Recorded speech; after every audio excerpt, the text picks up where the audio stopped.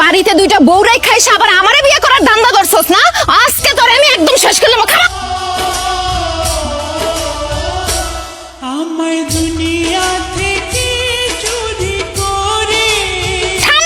কি অবস্থা করলো আমার গাড়িটাকে? আরে রাখেন আপনার গাড়ির অবস্থা, আগে বলেন আপনি এই রাস্তা দিয়ে গাড়ি ঢুকাইছেন কেন? রাস্তা থাকলে গাড়ি তো আসবে, সমস্যা কি? এইটা পায়ে হাঁটার রাস্তা, সামনে গর্ত আছে, আপনি গাড়ি লয়ে কই যাবেন? আমি যাব সরকার বাড়ি।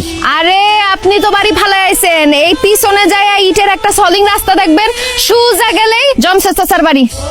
রাস্তাঘাটও চিনে না। আরে কি ক্ষেতের ক্ষেত, আনস্মার্ট, ম্যানারলেস। গাড়িটাকে কি অবস্থা করলো, সরি পর্যন্ত বললো না। এত দেরি হলো কেন? তো অনেক আগে আসার কথা। আরে দেরি হয়েছে, রাস্তা ভুলে গেছিলাম। কত বছর আগে আসছো, তখনকার রাস্তা আর এখনকার রাস্তা কি এক আছে? বদলাই গেছে না? আরে বাইকনার গাড়ি থেকে মালপত্র সব নামায় ঘরে রাখ। মামা মালপত্র পরে না আমার। আও ভাই তুমি যাও, আমার গাড়িটা ধুই ধুইব। গাড়ির অবস্থা খুব খারাপ। 1000 টাকা নাও, সাবান শ্যাম্পু যা লাগে কিনা গাড়িটা একদম চকচক করবা। যাও। এই গাড়ি ধুইতে আবার 1000 টাকা লাগে, 100 টাকা দিলেই তো হয়। মামা দামি গাড়ি, 100 টাকা দিয়ে হবে না। তোরা খাড়া আছিস কেন? যা পুকুরে জাল ফেলা, বড় মাছটা ধরে নেয়। আরে যা না, খাড়া আছিস কেন?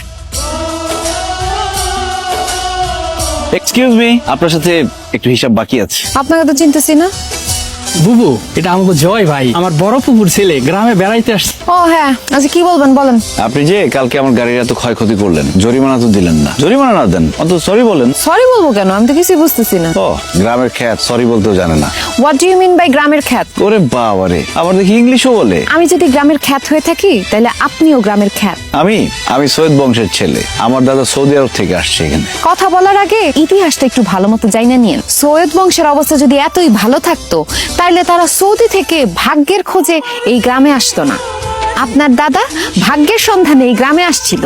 তারা কিন্তু সৈয়দ বললে কেউ চিনতো না, সবাই চিনতো সৈয়দ মাস্টার বইলা, কারণ সে সরকার বাড়ির জায়গির মাস্টার ছিল।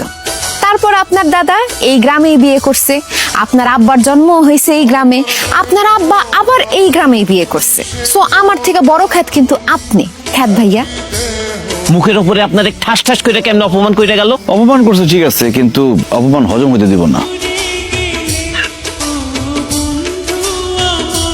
ফুলের মতোই যাবো যে ঝরে। দুঃখিত মুরগির জন্য আর লেগ পিস আপনার জন্য। আব্বা সর্বনাশ হয়ে গেছে, আব্বা তাড়াতাড়ি আসো। ও আব্বা তাড়াতাড়ি আও। আরে কি হইছে? আব্বা লালু কালু চিটু মিটু টুকটুকি ওরা তো কোথাও নাই। কেমনে কি হলো? গাড়িতে কি শিয়ালাই ছিল নাকি? শিয়ালাই ছিল, শিয়ালে মুরগি লয়ে গেছে, আর এই যে চিকেন বিরিয়ানি রান্না করে দিয়ে গেছে। বাহ, গ্রামটা তো সুন্দর হয়েছে, মনে হয় রান্নাটা ভালো হয়েছে রে। খাও খাও, জন্মের খাউন খাও। আমার লালু কালু টুকটুকি চিটু মিটুরে যারা মার্ডার করছে তাদের কঠিন শিক্ষা হইব, রক্তবমি হইব, তাদের পেটে আলসার হইব, তাদের সমস্যা হইব, তাদের ক্যান্সার হইব, তাকে বদ হজম হইব। পেটের মধ্যে গুড়গুড় করতেছে।